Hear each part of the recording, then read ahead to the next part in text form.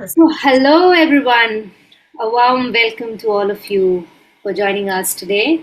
And you all know we host webinars with experts every month, talking on varied topics, focusing on early childhood development and early childhood education. So, today we have Heather White, a dedicated Montessori educational coach, content creator, and adjunct professor at Sarasota University.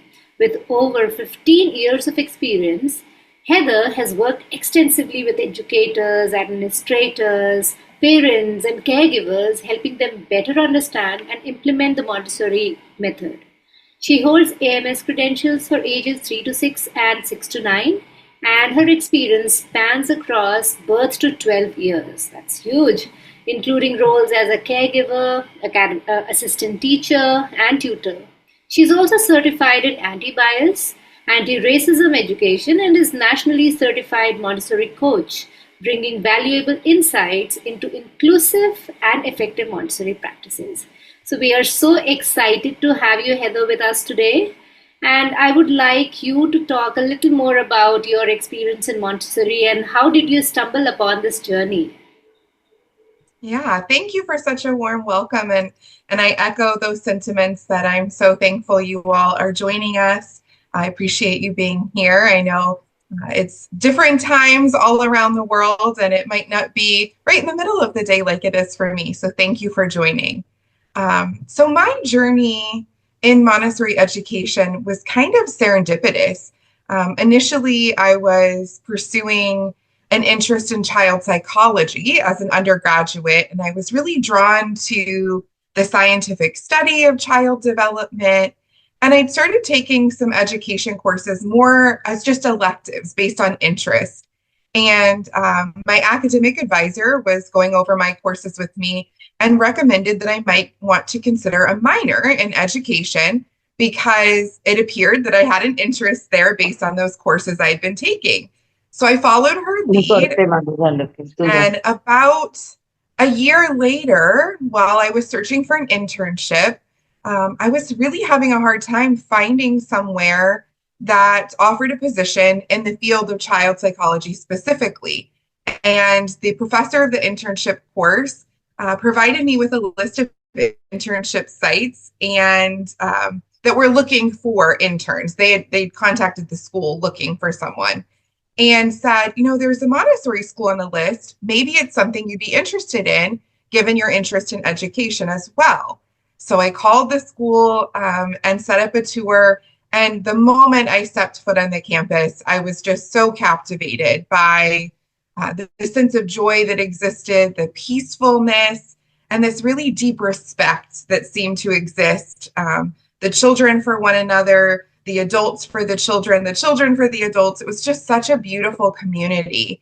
And I knew it was where I belonged. And so Montessori education then merged this passion that I had for working with children, right?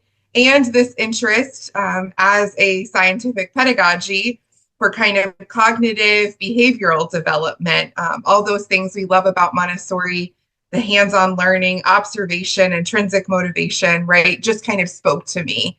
And the internship led to a part-time job as a one-on-one guide with neurodivergent students, led to getting my early childhood certification and working with the 3 to 6 year olds, and then to lower L, assisted and upper L, all of the things, right? It was just kind of continued growing. And more than 15 years later now, having fulfilled so many roles within the world of Montessori, I'm still called to this work each and every day, and still fondly remember that first moment that I stepped foot on the campus. So beautiful. So, Heather, you have also been certified in anti bias and anti racism, right? And you also spoke about working with neurodivergent children. Um, what was the difference, or what did you see was lacking or missing? Is what made you take this course or work with these kind of Yeah. children? Yeah, great question. So again, as far as the neurodiversity piece, it really went back to my interest in psychology. And while I was in the classroom, particularly in lower elementary, I really recognized that we had such a wide array of children's needs, right? And I'm sure that a lot of you have seen this or have heard of this as well, that particularly in a private school setting, which is where I worked for so many years, we have students and families that are seeking alternative options because the public school setting just wasn't meeting a child's needs. And so I did have the opportunity and the privilege to work with so many different neurodivergent students over the course of the time that I was in the classroom. And it really just reaffirmed this idea that, yes, Montessori is about following the child and meeting each child's individual needs. And Montessori guides really need a little bit more support and knowledge about how to do that. What does it look like in the classroom? How do we differentiate instruction, even with the Montessori lessons and materials? What if a child needs additional support outside of the classroom from maybe an occupational therapist or a speech language pathologist? And so it was kind of this yes and. I love Montessori and it's so great at meeting children's needs. And there's this other piece that maybe we need to look at. And as far as the anti-bias, anti-racist, I think it really is, it goes along with that same idea, right? Yes, Montessori is an incredible philosophy and pedagogy that supports honoring and respecting everyone and validating differences. And there's still so much work to be done, right? Especially in the culture and climate that we find ourselves in today. And I was so honored as a content creator that AMS offered me the opportunity to take the course. And Mayati Wofford was the instructor at that time. And it was just so inspirational and eye-opening. It was really a lot about doing a lot of inner work, which I think when we think about the preparation of the adult, that spiritual preparation that Maria Montessori talked about is something that maybe gets pushed to the wayside a little bit when we're so focused on the lessons we're giving, the children's needs, kind of that day in and day out operation. And so it really was an opportunity to dive deeply into that reflection and inner work that I think is often overlooked, but so necessary. Absolutely, absolutely. I mean, I think we cannot work with children without working on ourselves. So we have to dive deep into our own inner thoughts, good and bad both, and then only we can, understand how to help our children. And I see it all the time. I mean, every time we approach a child, whether it is a good or a bad judgment, it totally depends on our state of mind in that moment as well. So we have to be so careful and mindful of that. Having said this, let's come back to our topic for today, connecting children with nature, Montessori way. So, why do you think child's connection to this nature is so important, especially in early years? Yeah, so I think it's really powerful to start maybe with some wisdom and inspiration from Dr. Montessori herself. So I have a little quote here that I pulled up that I wanted to read. It's from her book, From Childhood to Adolescence. And she says, "There is no description, no image in any book that is capable of replacing the sight of real trees and all the life to be found around them in a real forest. Something emanates from those trees which speaks to the soul, something no book, no museum is capable of giving."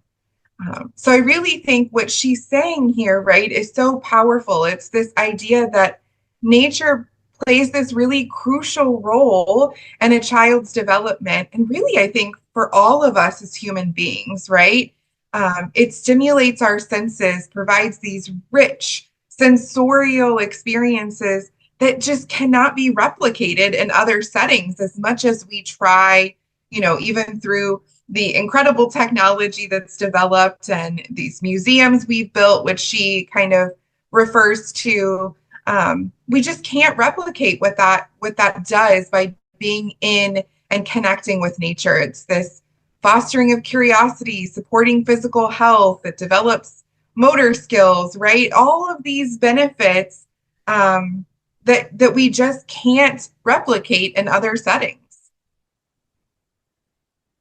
Yes, that's so true. So, as you said, it develops motor skills. It also develops cognition, right? Mm, I have personally, I feel when I used to take children to the park every day in the toddlers community, the kind of exploration that they enjoy doing. I mean, especially in any of the Montessori books, following the ant trail is one of the most common. mm, Collecting yeah. leaves, right?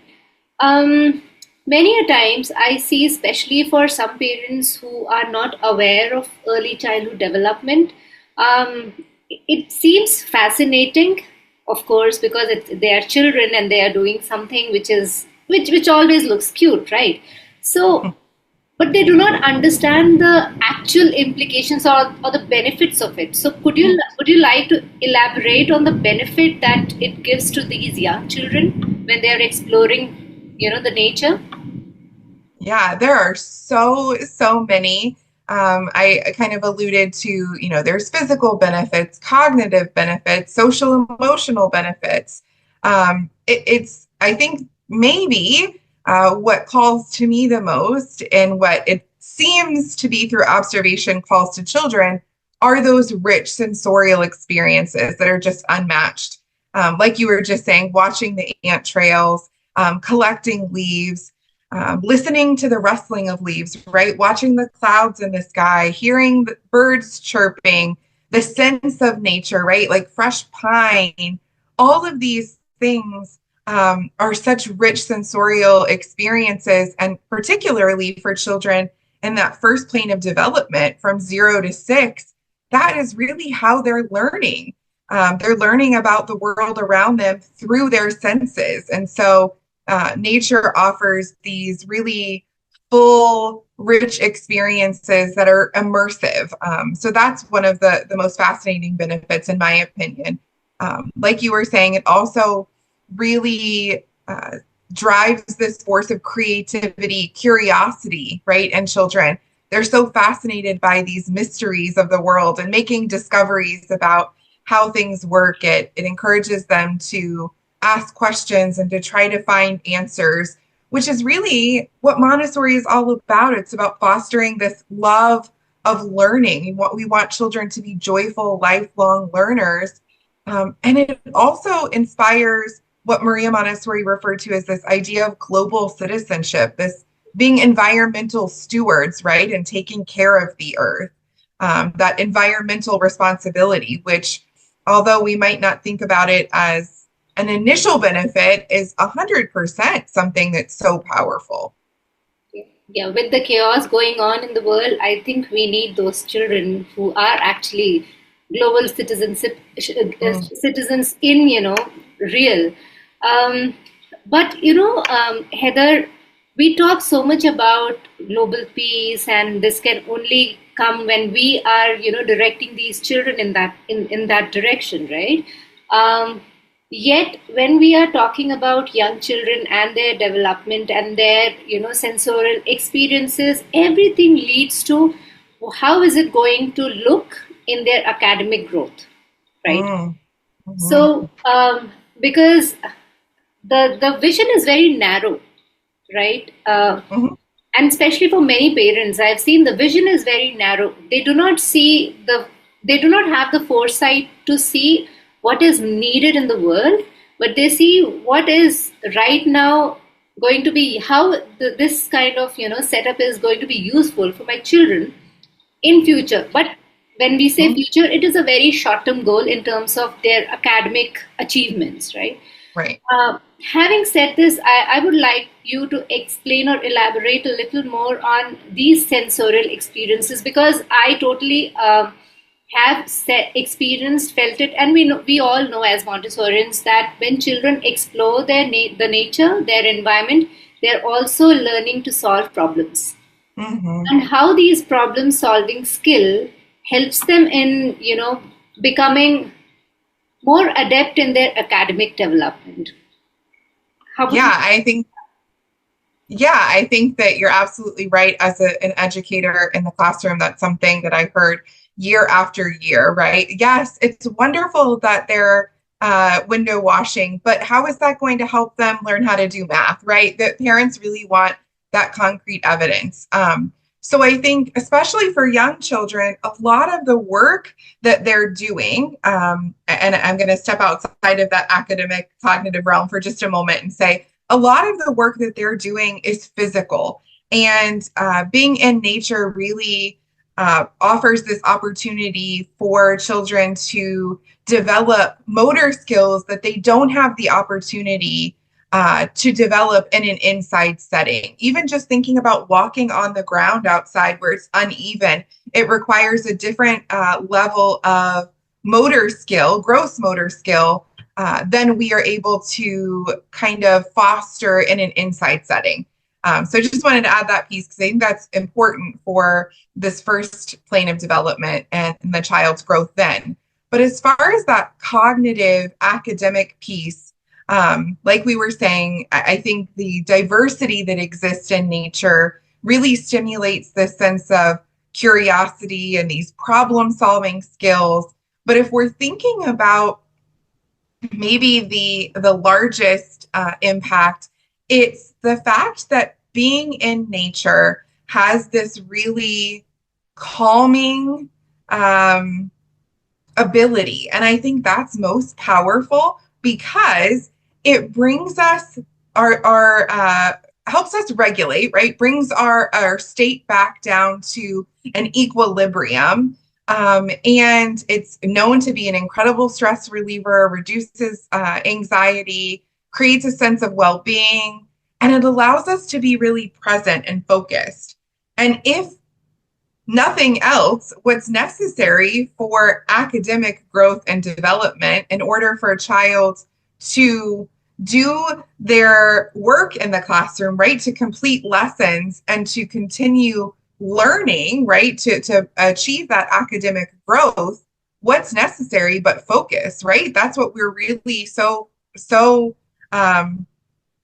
focused on, for lack of a better word, in the classroom with those 3 to 6 year old is developing their concentration.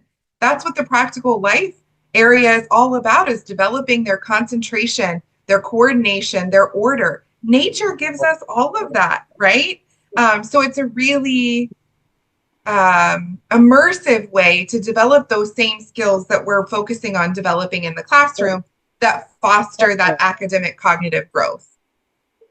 Yes, that's so true. And this reminds me of my husband. Always when I started Montessori journey, I would speak about all the things that we were learning that time, and we used to reflect on our experiences from childhood until now, and me and my husband, and how it has impacted us as an adult. So during that time, I remember him telling me that when he was young, he enjoyed, climbing trees. Mm. So, and he tried climbing trees with different kinds of barks, the bark which has really, very rough kind of surface, the ones which are very slimy. And while he was doing this, later in his life, in his academic life, I'm talking about, he understood the concept of friction so easily because all throughout Mm. his childhood he had experienced that. So Yeah. people do not understand the importance of this early experience because they think it doesn't make sense. Okay, great sensorial experience, but how does it look?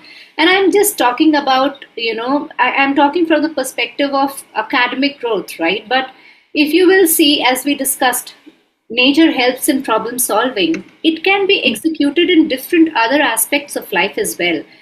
As much as children are, for example, I think we all are coming from, the world where tribals still exist and they still live in jungles and forests, right? Mm, And the intuition to survive is what is problem mhm, solving for them, isn't it? mhm. So Yeah. when you have that intuition for problem solving, you automatically learn to navigate through the life confidently and independently, isn't it? So I think it is very, very important for us to give enough importance to nature at a young age. Having said this, how can what kind of environment you can suggest parents and educators to create for these young children, so that they have enough, they give enough opportunities for outdoors to these young children at home or in, school environment. Yeah, and I think that that's probably a question that comes up most often, right? Is I don't have the space, or what if I don't have access to a lot of green space outside? Then what?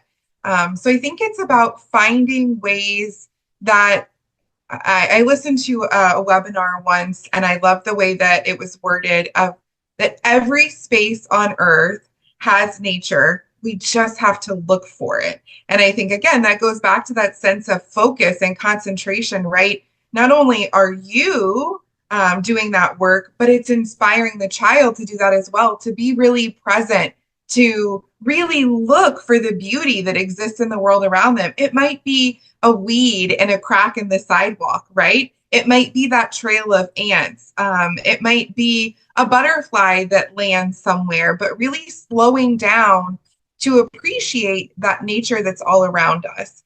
But as far as bringing it into the classroom or into a home setting, I think some really great simple ways, right? Because you always want to start simple so it doesn't feel overwhelming. You don't get discouraged. Creating some kind of small garden, maybe it's one or two potted plants that you and help your child learn how to care for. What a great opportunity to see how learn how plants grow, to learn about this idea of responsibility, right? That global citizenship we talked about, that life is depending on you in this setting to care for it. Um, we had in our classroom, which I recognize is not the easiest place to start, but maybe a goal you could set. We had these really beautiful vertical gardens. And we also had some hydro planters outside of our classroom, and the children grew things that we use for snack. They grew lettuce and strawberries and carrots, and then we would harvest those things, and they would do the harvesting, they would wash them, they would cut them, they would prepare the snack. And children tried things that they just didn't try for snack or lunch otherwise, because it was so exciting to them that they were involved in that process.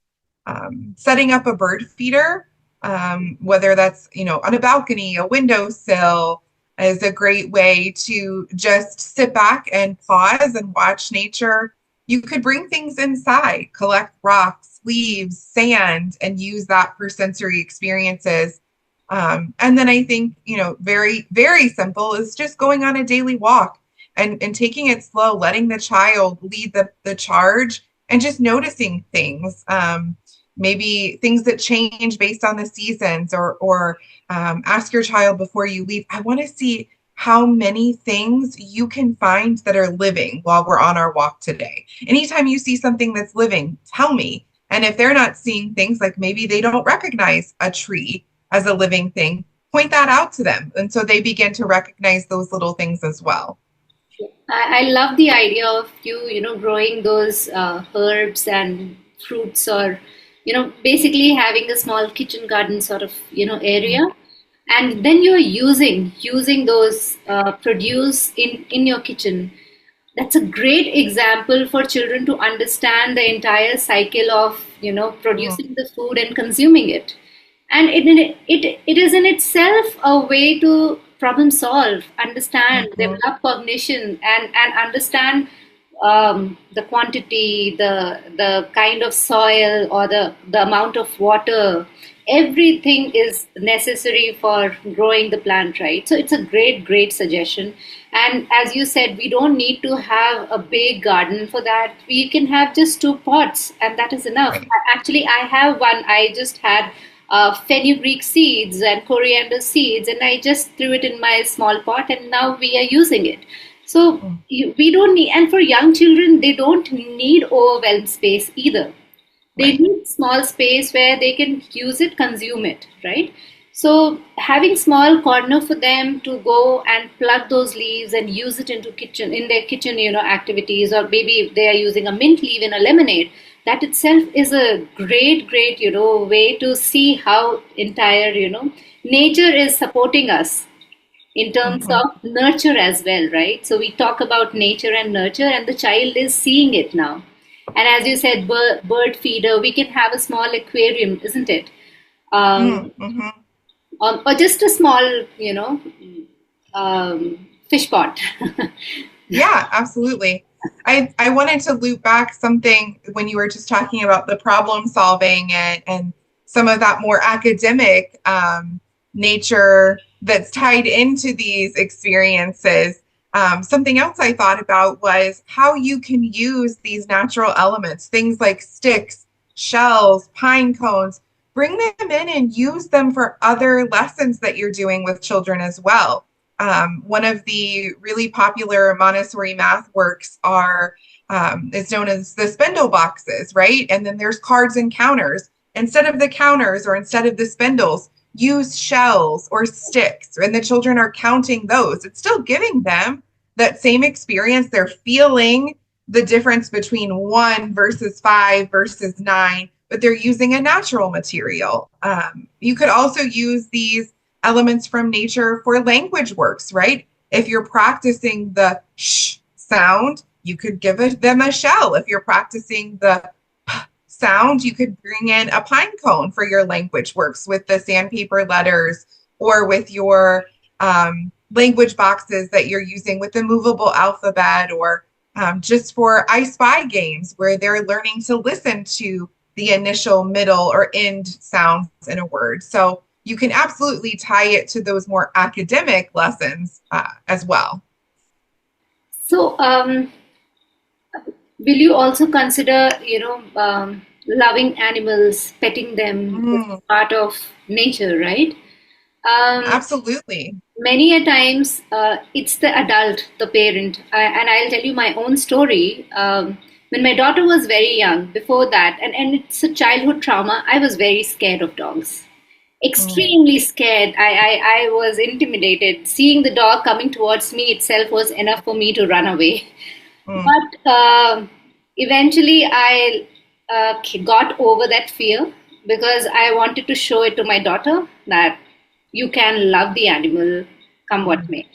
Having said this, this fear doesn't go off so easily for many parents.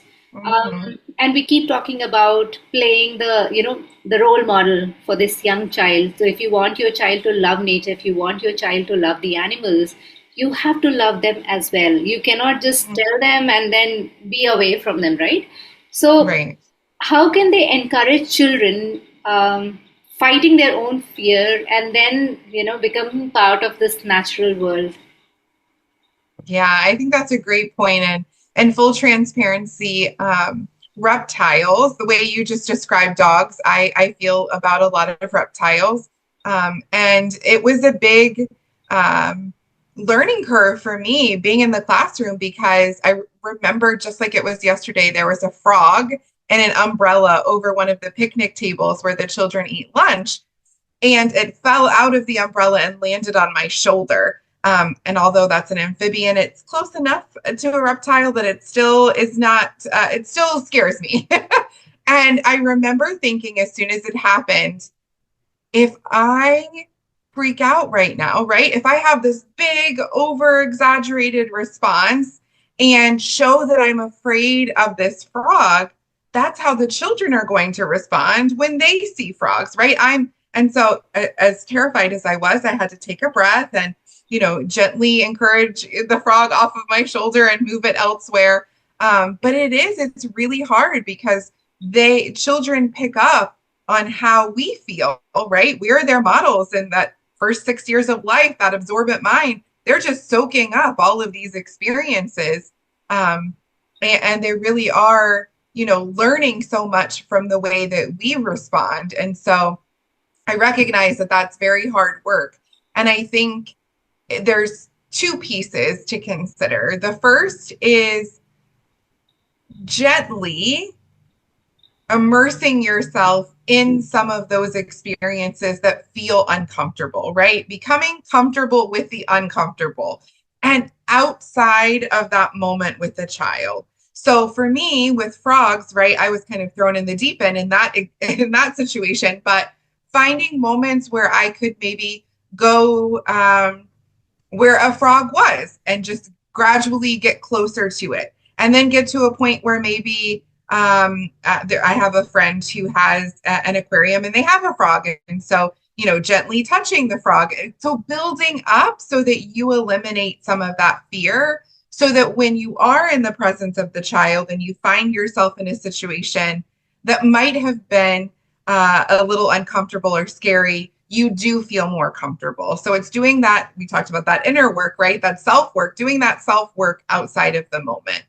And then as far as with the child, I think it's about finding this balance between what feels, what you feel uncertain about, right? What feels a little risky or maybe unsafe, balancing that concern for safety or risk with the benefit of these valuable outdoor experiences, right? And what I mean by that is setting expectations, just like we set expectations for the children in other areas.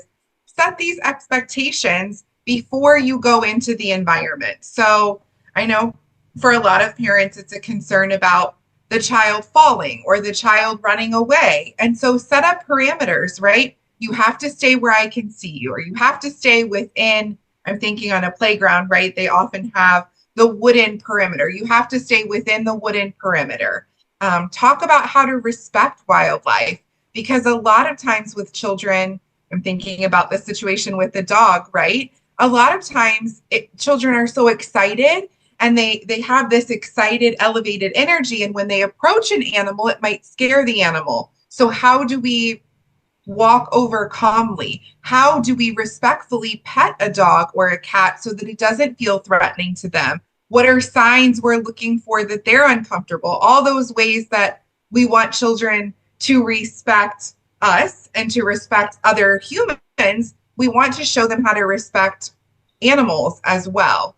And also helping them start to pick up on signs of when things might be a little unsafe, whether that's an unsteady surface, if they're climbing too high, and not saying something like, oh no, get down, you're going to fall, but just saying, wow, it looks like you're really high. Does that feel safe for your body? Or if they're, not balanced, saying, oh, that's interesting. It looks like you're unbalanced. Do you feel stable on that rock? So that they're starting to notice these things, because ultimately that's what we want, is that independence where they're able to regulate, right?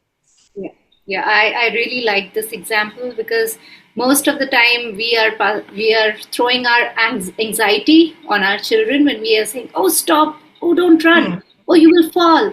Isn't it? And when we are just reminding them and making them aware of where they are standing, or how they are walking, or whom they are approaching, if we are making them aware, I think that's enough for children to have that discernment and mm, understand what to do next. I think that's how we can support their cognition rather than, mm, making them more scared of a situation, even though they could have handled it. When we say, oh, don't run, oh, no, mm, don't run, stop there, or you will fall, right? We are actually making the situation worse than actually it was supposed to be, right? So, as you said, we have to get over our own fear. We have to, step by step move towards that comfortable, comfort level where we are also, okay with whatever inhibitions or maybe fears that we have. having said this, if we are not able to cope up, say for example, snake, I'm my Mm, daughter enjoys, and she has actually touched and dissected a snake and all of that. But if it comes to me, I'm not a person who will, even if it is a dead snake, I'm not okay touching it. So in such situations, do you think role modeling was not done and hence the child will get scared? Or you think if we are honest about it and be open and say, yeah, this is my fear and I'm trying to overcome, but I'm not able to, but I'm also happy with the fact that you do not have that fear and encourage the child, right? Um, how do we do that? Because it's not so easy, though it may look like, because many a times children actually catch on to our fears and inhibitions. mhm. um, so when we say, okay, I'm scared, but you need not be, how do we do that so that the child still feels encouraged and comfortable to try?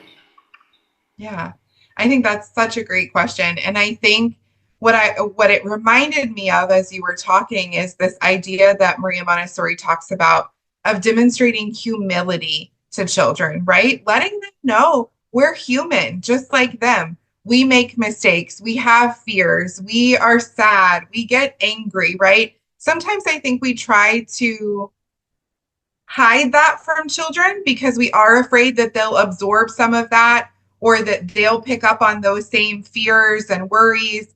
But I think it's about how we present it to them. If we're able to do that work where we can overcome some of those fears and we can model that for them, wonderful. But to your point, sometimes there are just times where we're not able to do that. And I think we just have to be very honest, but say it in a way that is easy for a young child to understand. So give them an example. Let's say they're afraid of the dark. You can say, you know how you're a little afraid of going in your room when the lights are off? Yeah, the dark is scary, isn't it? I am afraid of snakes. And we all have different feelings. Sometimes we're happy, sometimes we're sad, sometimes we're angry, right? You felt all those things, and I do too. And we all have different things that we're afraid of. And for me, one of those things is a snake. And I'm so happy that you don't have that fear. It's so wonderful that you can, pet the snake and that you can dissect the snake and explore in a safe way. And that's just something I'm not comfortable with. And I won't ever ask you to do something that you're not comfortable with or that you're afraid of. And that's just where my boundary is, right? You could talk about boundaries, you could talk about limits. That's where my boundary is because I am afraid. So I can keep myself safe and I'll stand here and I'll watch while maybe you're at a zoo or a nature sanctuary. I'll stand here and I'll watch while you go hold the snake. And showing them, modeling for them what that looks like to hold their boundaries as well, so that when they're in a situation of something that they're uncomfortable with or they're worried about, that they can say, this really makes me feel uncomfortable or this makes me scared. And this is what I'm going to do to keep myself safe. Because I think that's an incredible life experience that they need to see modeled as well. Yeah, absolutely. That's so true. And very beautifully, you gave the example as well. So all that boils down to one thing, and in latest time, it's important for them to be in nature. It's important for us to encourage them to be in nature, and it's all right if we have our own boundaries, fears, inhibitions. It's absolutely fine as long as we are encouraging the child positively and respecting their own boundaries as well, and respecting others' boundaries too, right? Um, Coming to the latest, era where screen is something that children are, not just children, I think adults are finding it convenient to, give it to the hand it over to the child and get busy with your own work, right? Mhm. Um, I'll tell you this with my own daughter. we were going on that coastal line from San Diego to San Francisco, and you have that. I don't remember the train name, but it's on the coastline. So you have that panorama view where you see the beaches and you see lovely mountains on the other side. And I love nature, so I think we had around 8 hours of journey, and the entire 8 hours I was just sitting and watching and enjoying. But within half an hour, my daughter, she is like, I'm bored, give me your phone and I want to see some video. And Mm, she's like, I don't understand what is there to see in this nature that you are spending so much time and you are still continuing to see, to continuing to, be fascinated by whatever you are seeing. It's the same, water, it's the same, the mountains, and it's the same cows grazing. Everywhere you are seeing the same thing. But why do you want to see that? It's better. I have so many videos, so I'm going to just scroll over and keep watching the shorts. mm, This is an older child, right? She's around mhm. 12 years. Um, how do we inculcate the uh, cherishing and appreciating nature at a young age so that we don't see this kind of a response when they grow old? Yeah. I love that you shared how old she was because I was going to ask the way you were describing it. It sounded like it might have been an elementary age child. Because I think what we typically see with young children, because they are so amazed by the world around them, right? Everything's new. They might have never seen a cow before. They might have never seen a mountain, right? Everything is new. And so they do have this sense of wonder about the world around them. Now, I'll add a caveat here and say, in regards to screens, right, that we have entered into a space in society where we do rely on screens a lot. Again, we're modeling that for children. We're constantly on our devices, right? But it's also something that we're using almost as a babysitter sometimes, and 100%. There are times where you just need a break, or you're driving in the car and it's just easier. You just need some quiet for a moment, right? I totally get it. But what we're doing then is we are setting a precedent for children. They're picking up on the fact that, oh, when I feel bored, when I'm looking for something to do, it's the phone or it's the tablet, and it's the tablet, the phone is reinforcing that because they're getting this constant rapid stimulation, right? And so it's more reinforcing than looking out the window of the car or looking out the window of the train. So I think what we want to do is help children notice things, right? Share your noticings, show your curiosity, point out small details like patterns that you see on leaves or the sounds that you hear. Maybe you hear a bird chirping, um, maybe counting, right? Young children love to count. So maybe how many cows do you see? Let's count them. And by pointing out those things, by helping children become curious and to notice, I think that sets a foundation for them to continue doing so as they get older. And again, I'll throw in kind of a caveat and say that as they do get older, I think we need to shift the way that we present that a little bit so that it's more developmentally appropriate, right? Because a 6 to 12-year-old probably isn't going to want to count the cows or just listen to the sounds of the birds chirping, but maybe they're interested in nature journaling. So maybe instead of counting the cows or noticing the patterns of the leaves, maybe you could say, maybe they love to draw, and you could say, well, what is it that you see that really stands out to you? Why don't you draw it in your nature journal? Or writing about what they see if they love to write.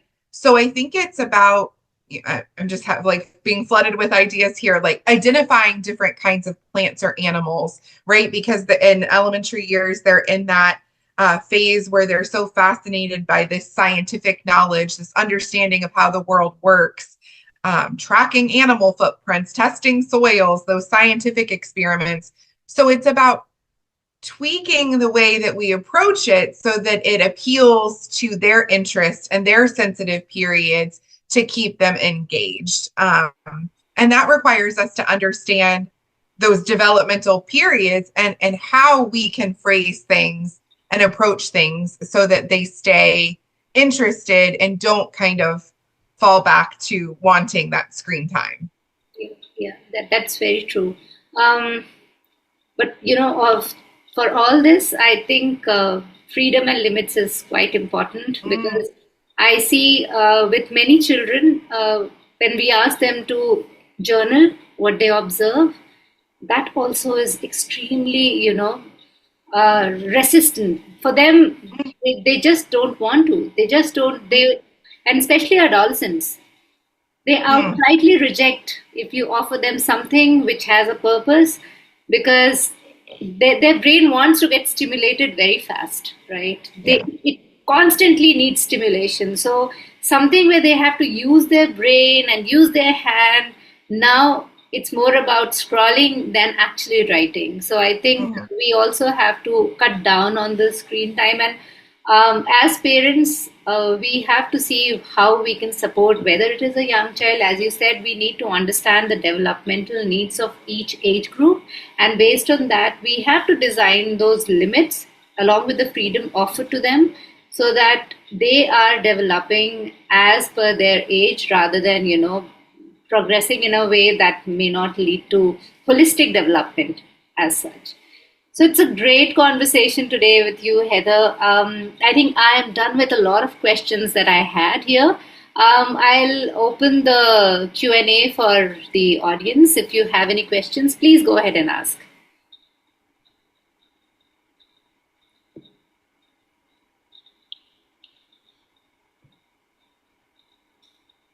Until then, I will also, if you have any questions, either you can raise your hand or you can type in the chat box. And in the meantime, I will just check if we have questions by parents left here in the registration. Give me a second. All right. So we have one question coming from a parent. I think she has not joined today. All right. Yeah. So she is asking how to fit in nature time during the day. Mm. So I think without the parent here, without a little more information, I guess I would say my answer would be a little different depending on the age of the child, right? Because if we're thinking a young child, let's say we're thinking before they've entered school, maybe before the age of 5. Here in the States, children start kindergarten at 5. So let's say before 5, then often we're the ones as the adult that are going back to that idea of freedom within limits, right? We're setting those limits, we're setting the schedule for the day, we're honoring the child's needs of when they might need rest or when they're hungry, right? Absolutely, we're incorporating that flexibility. But part of the order we're offering to them is that structure of the day. So finding time within that structure that you've set up, right? So thinking in your mind, maybe it's during that morning time between their wake and when they're having lunch and being intentional about it. When I was nannying, I would always kind of map out a schedule. And I kind of giggled when I just said schedule because things happen and your plans go awry, right? I understand that.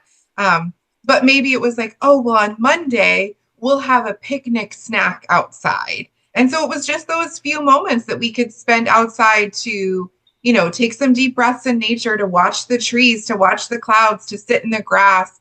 And maybe it was only 10 minutes, or, I'm going to prioritize, we're going to take a walk every day. And I could think about, okay, maybe we want to take that walk on Monday in the morning because it's supposed to rain in the afternoon. So just looking for those windows of opportunity that you can fit it in and start small would be my encouragement. If it feels a little overwhelming, if you have a lot going on, start with 5 or 10 minutes and then figure out, often what happens, and this is the same thing in the classroom with guides, with the practice of observation, often what happens is you see the benefit, right?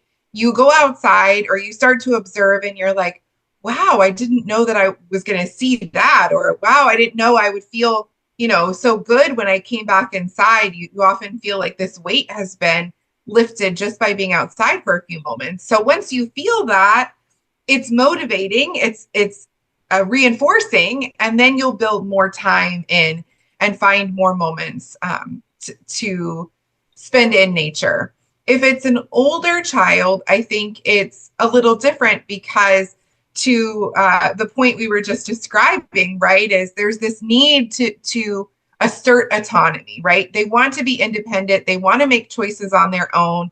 So in that, if the child is older, I would say sitting down with them and involving them in the process of developing that schedule, right? Look at what you have going on for the week. When do they go to school? Do they have other activities like swimming, or do they play soccer? Or look at all of that on a weekly basis, right? Sit down as a family. Some families have family meetings, and look at the schedule for the week and say, okay, we really want to be intentional about spending some time outside.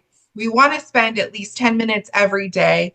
You have soccer on Tuesdays and Thursdays, so you're outside then. What could we do on Mondays, Wednesdays, and Friday this week? Do you have any ideas? What would you like to do?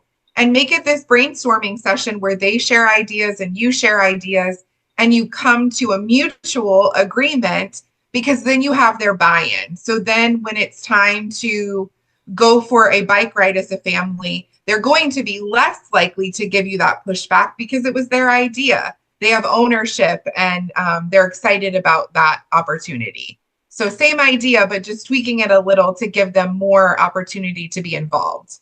Yeah, yeah, yeah, right. So we have Melanie Smith. She is a lower elementary guide at a Montessori school. She's asking, what would you say about integrating outdoor time to the morning work cycle? She's in Florida and it gets very hot outside. So, what ideas do you have for integrating nature time and connecting it to what would have happened during the morning work cycle? How do I justify what I'm doing instead of Montessori materials? It's a good question. And Melanie, I was just sharing before we jumped on today. I'm in Florida as well. And so the breeze we have right now is incredible, but that heat you're talking about is coming, I'm sure. So I completely understand that.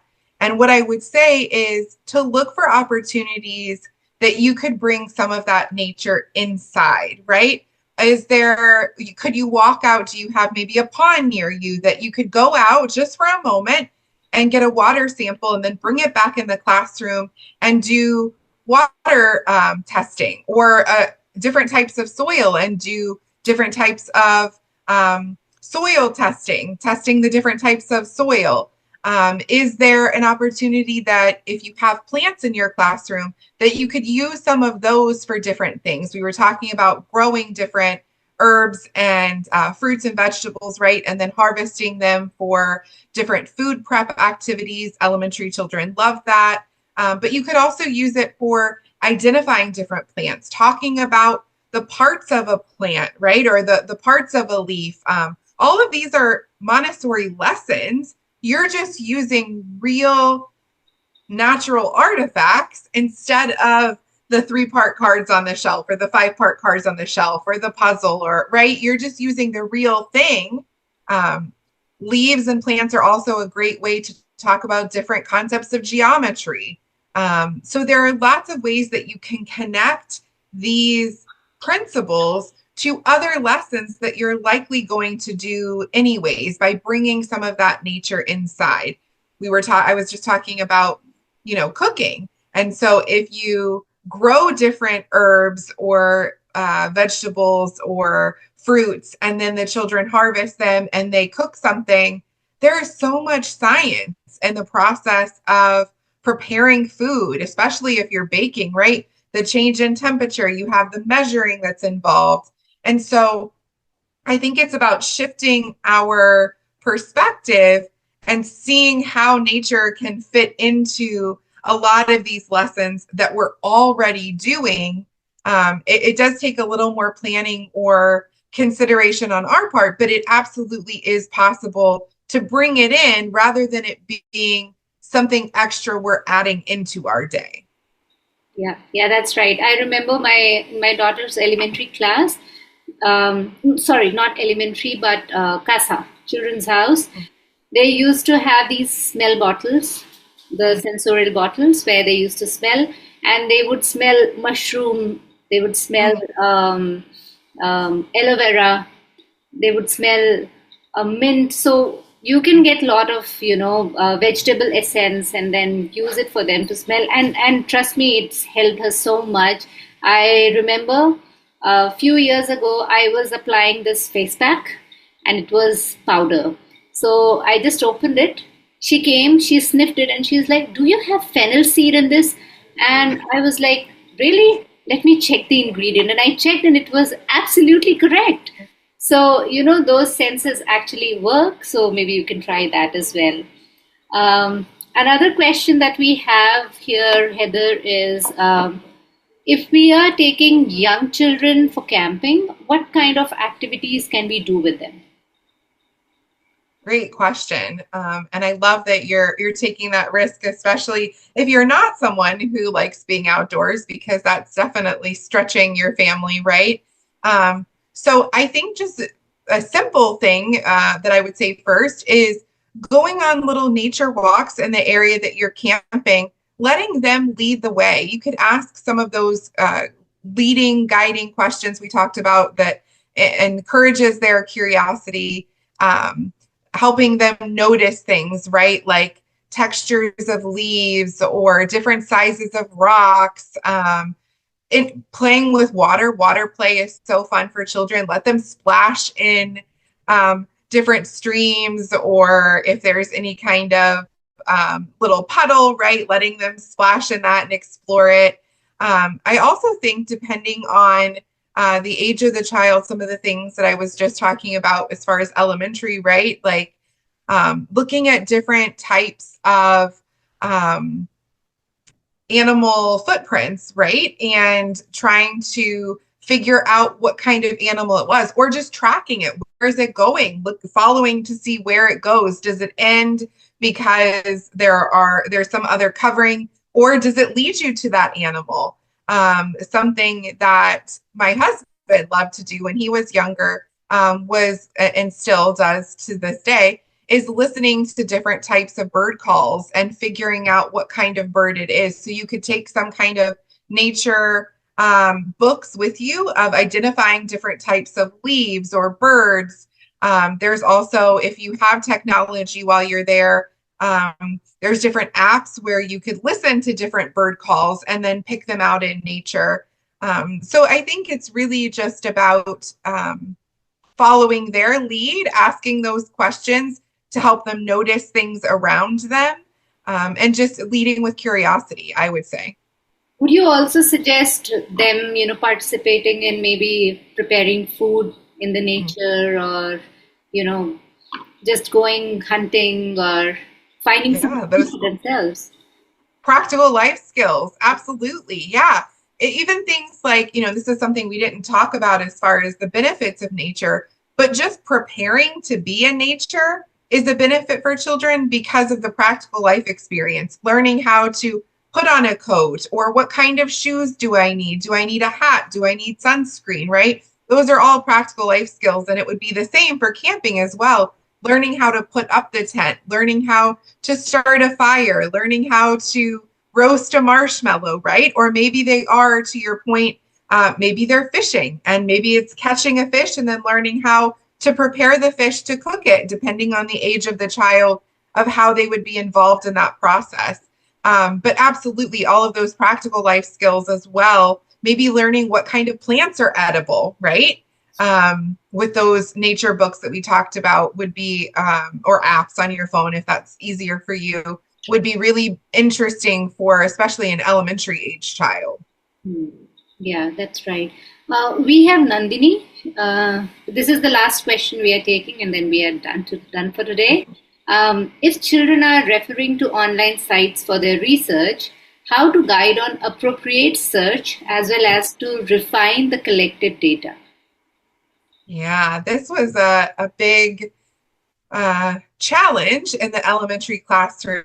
And I think what I would say to begin our, again, going back to that idea of freedom within limits, our policy was that children needed to start their research first by looking for a book. So they needed to look to see if there was a book in the environment that offered the information that they were looking for or searching for, right?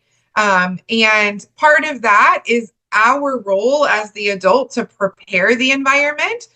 Interested in mushrooms, it's likely going to require that you maybe go to the library or that you find these sources to have them in the environment for them to find the information that they're looking for. With that being said, there are often times where you might not have access to a book, right? And they do need to go to the internet. So again, it's our responsibility to prepare the environment to make sure that those settings are such on the computer that it's safe for children, that it's going to take them to different websites that offer valuable information. And then that's a practical life skill in and of itself. How do I find a reliable source, right? In our classroom, we had a lesson on Wikipedia versus National Geographic and how anyone can contribute to a Wikipedia site. So it might not necessarily be something that's true or factual. And so having those lessons with them about how they find reliable information is also really important so that they can see a great rule of thumb is if a site ends in .edu or .gov, that it's more reliable because it's coming from a reliable institution, right? So that's a little trick that you can give them as well. But again, a lot of that falls on us to help give them those lessons and to prepare the environment, even a technological environment that allows them to be successful independently. That's so true, and especially in the world of AI, the Chat GPT, children are, willing to just quickly get an instant answer for every doubt that they have. So even more important for parents to guide them and direct them to authentic resources to find their answers and queries. Yeah, absolutely. So thank you, Heather, and thank you all of you for joining in today. It was so wonderful. I had so many questions, and I'm happy that I had so many questions because we had really insightful answers from your end, and I'm sure all the audiences will actually agree to it. So thank you, Heather, for today. And yeah, I think we all should keep trying and inculcating nature in our childs, and not just children, actually in our lives as well, because it keeps us, as you said earlier, it keeps us calm, it keeps us grounded, and it keeps us focused in whatever we do. I think when we say unwind ourselves is actually the right time to be in the nature, right? Mm-hmm. So yeah, thank you so much, Heather. You have amazing insights. Thank you so much. It was such an honor. If we have just one moment, I'd love to close with a quote. It leads to or references what you were just saying. It's by Richard Louv, who's the author of the book Last Child in the Woods, which, if you have the opportunity, is a fantastic read. But he says, connecting ourselves and our children directly to nature is a way to both deal with the impact of loss of nature and to plant the seeds, sometimes literally, of a nature-rich future. And I think that's so powerful, right? It's about connecting ourselves and our children. And I love the little link there, the nod to Maria Montessori about planting seeds, right? And he's saying literally and figuratively. But absolutely, find those little moments where you can connect with nature and you can help your children do so as well, because the benefits are just immeasurable. Yeah, and before we close, I would like you to share your contacts so that those who want to reach out to you can reach out directly. Yes, absolutely. I'd love to continue the conversation. You can reach out to me via email. I'll add that in the chat. It's hpratt, Pratt, at stetson.edu. Or you can find me on Facebook and Instagram. My social media handle is at montessori.matters, and I'll add that to the chat as well. And then from there, you can find my LinkedIn, you can find my website. I have different parenting and Montessori related content on a variety of topics. I also offer webinars or individual consultations. So I would love to connect with anyone if you have any questions or want to continue to chat. Yeah. Perfect. Thank you all of you and have a wonderful weekend ahead and see you on our next webinar soon. So thank you. Bye bye. Thank you all so much.